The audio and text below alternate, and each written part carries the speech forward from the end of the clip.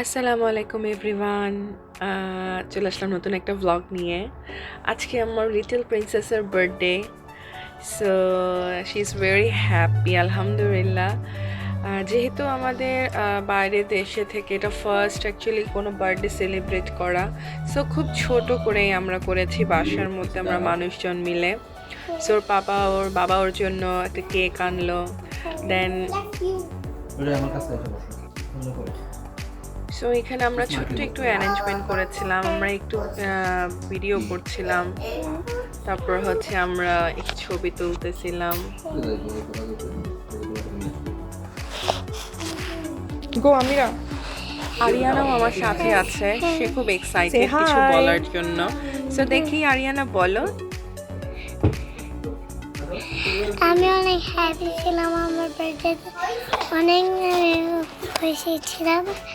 আমি first time wait করছিলাম আমার বার্থডে কবে আসবে, তাই বলে চলেও আসছে। আমি অনেক এক্সাইটেড ছিলাম, আমার অনেক ভালো লাগছিল, তাই গাইস আর আমি এত খুশি ছিলাম। আর বড় পুরাও অনেক খুশি ছিল আর বার্থডে দিনে দাদা দাদি এখানে হচ্ছে একটু কেক আনছিল বাবা, আর তাই হচ্ছে ফুলটা পুরো পাঁচটাও গাইস। আমি অনেক এক্সাইটেড ছিলাম। আর আর হচ্ছে যখন হচ্ছে আমরা happy birthday to you Ariana. একটু নাসিম একটু কেটে দাও। কেকও কেটে ফেলছিলাম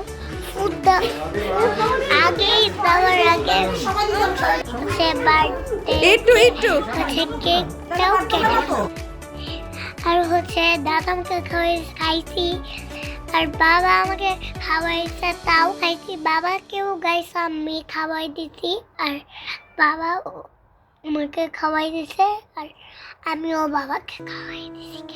গুড মর্নিং।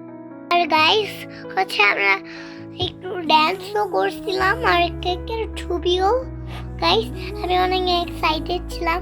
আমার হ্যাপি বার্থডে বালুনটাও আমার কাছে অনেক ভালো লাগছে, তখনই কেক কাটছি। গাইস আমার জন্য অনেক দোয়া করবেন গাইস। সো ওর বার্থডের ব্লগ আরিয়ানা নিজেই কভার করলো। ও যতটুকু এক্সাইটেড ছিল সবই এক্সপ্রেস করেছে। এগুলো ওর গিফটসগুলো ছিল এখানে। ওর এটা আমি গিফট করেছি, এটার মেকআপ বক্স ছিল, এটার মিমি গিফট করেছে, সেটা নিয়ে অনেক এক্সাইটেড ছিল। তারপর আমরা এখানে ওর একটা দাদা দাদি আছে, সে তাকে একটা হার্শিসের মগ অ্যান্ড কিছু চকলেট গিফট করেছে।